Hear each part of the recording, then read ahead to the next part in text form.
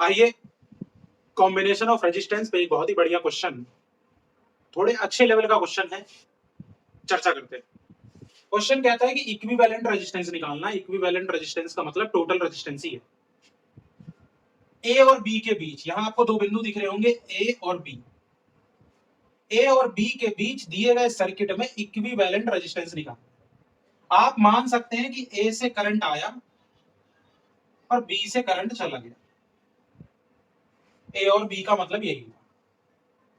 अब अगर आप देखोगे ना तो बड़ा अजीब सा लगेगा, समझ रहे हैं कि नहीं समझ रहे, लेकिन यही कॉन्सेप्ट है। और अभी इस क्वेश्चन को जब मैं आपको बता दूंगा तो आप बहुत अच्छी तरीके से पता लगा पाएंगे किसी भी सर्किट में कि वो सीरीज है या पैरेलल।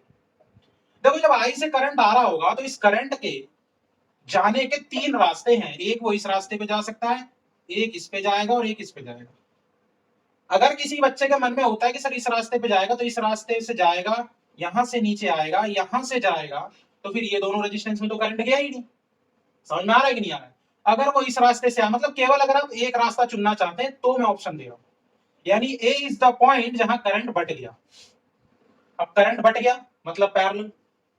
लेकिन आप ध्यान दो कि करंट जो 2 ओम वाले रेजिस्टेंस में गया, आगे आके वही करंट किस में गया, 4 ओम वाले रेजिस्टेंस में। मानते हो कि नहीं मानते? इसका मतलब 2 ओम और 4 ओम का जो रेजिस्टेंस है वो किसमें है, सीरीज में है। किसमें है, सीरीज में। समझने वाली बात है। अब ये रेजिस्टेंस सीरीज में है तो सबसे पहले मैं निकाल लेता हूं इसका टोटल रेजिस्टेंस, आर एस। तो 2 ओम प्लस 4 ओम, यानी ये कितना निकल गया, 6 ओम निकल के आया। यानी अगर मैं इस फिगर को रीड्रॉ करूं तो ये एक 6 ओम का रेजिस्टेंस आ गया। कुछ इस तरीके की फिगर थी। ये पॉइंट मेरा बी था, ये पॉइंट मेरा ए था। इसके बाद एक रेजिस्टेंस इन दोनों से मिलके जो बना वो कुछ इस तरीके का बना। यहां वाला जो रेजिस्टेंस है वो 6 ओम, और ये वाला भी रेजिस्टेंस किसमें है, 6 ओम। ये वाला पॉइंट कौन सा है, सी है। समझिएगा, इस तरीके से हो चुका है, क्योंकि ये दोनों रेजिस्टेंस जुड़ के अब एक रेजिस्टेंस हो गए। अब क्योंकि आप देख रहे थे कि करंट इसमें भी बटा था, इसमें भी बटा था, और इन दोनों में सेम करंट जा रहा था, तो मैं कह सकता हूं कि ये वाला रेजिस्टेंस और ये वाला रेजिस्टेंस किसमें है, पैरेलल में है। यानी 6 ओम और 6 ओम का रेजिस्टेंस किसमें है मेरे बच्चों, पैरेलल में है। कई तो कहेंगे सर ये 6 ओम कहां से आ गया, भाई ये 2 ओम 4 ओम सीरीज में है, यहां से निकल के आया ये 6 ओम। तो अब मान लो मुझे पैरेलल निकालना है, तो 1/RP बराबर 1/6 प्लस 1/6। तो 1/RP की वैल्यू कितनी हो जाएगी, 2/6, यानी 1/3। तो मैंने बताया था ना रेसिप्रोकल करना पड़ेगा। कितना आ गया, 3 ओम।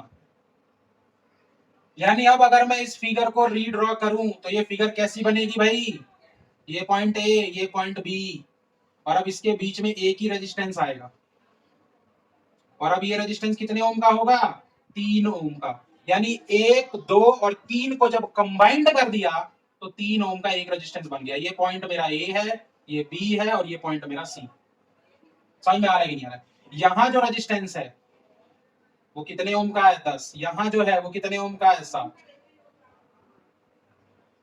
इस तरीके से स्टेप बाय स्टेप अगर आप सॉल्व करोगे तो गलती होने के चांसेस कम है। अब ध्यान दो, अब करंट आ रहा है तो करंट अब इसमें गया और इसमें गया, करंट को यहां से आउटपुट होना है।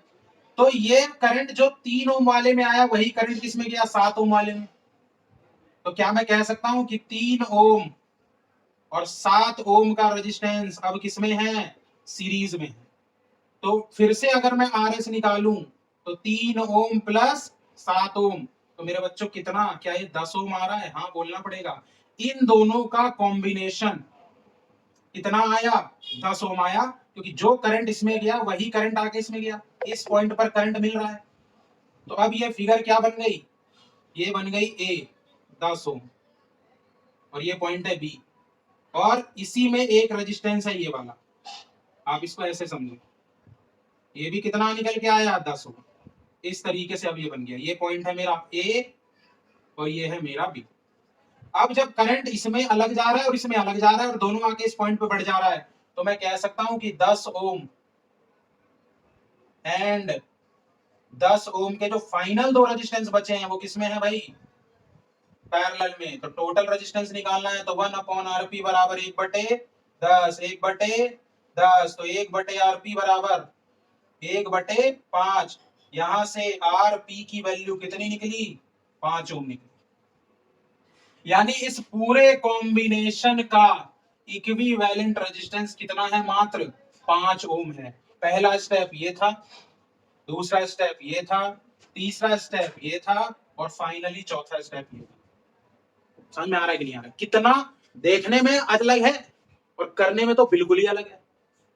स्टेप बाय स्टेप चलेंगे। जब प्रैक्टिस बहुत अच्छे से हो जाएगी तो एकदम से भी कर सकते हैं। जैसे मेरे को ये दिख रहा है कि करंट इसमें जो आया वही इसमें गया, तो ये दोनों सीरीज। लेकिन गड़बड़ कहां होगी? ध्यान दो, इसमें जो करंट आएगा, इसमें जो करंट आएगा वो इसमें जो करंट आ रहा है और इन दोनों का करंट को मिला के आएगा। भैया एक बात बताओ, इसमें करंट आया I1, इसमें आया I2, इसमें गया I3 और टोटल करंट कितना था? I, तो निकलना भी कितना चाहिए? I। तो ये I1 करंट क्या इसमें जाएगा? हाँ बोलो। I2 करंट यहां आ गया, तो इस पॉइंट पर जब करंट होगा तो कितना? क्या वो I1 प्लस I2 होगा? हाँ बोलना पड़ेगा। इसीलिए मैंने पहले इन दोनों को सॉल्व किया, फिर इसके कॉम्बिनेशन और इसको सॉल्व किया, फिर जो आया इसको और इसको सीरीज में रखा। ये दोनों सीरीज में है, सीरीज में, क्योंकि जो करंट इस 3 ओम में जा रहा है, इन दोनों में इकट्ठा जो करंट जा रहा है वो अकेला करंट इस 7 ओम में जा रहा है। और जब करंट सेम रहता है तो सीरीज होता है। वीडियो पसंद आ रही हो तो लाइक कर दीजिए, सब्सक्राइब करिए। पिछली वीडियो के लिंक डिस्क्रिप्शन में है, जाके देखिए। मिलते हैं नेक्स्ट वीडियो में। धन्यवाद।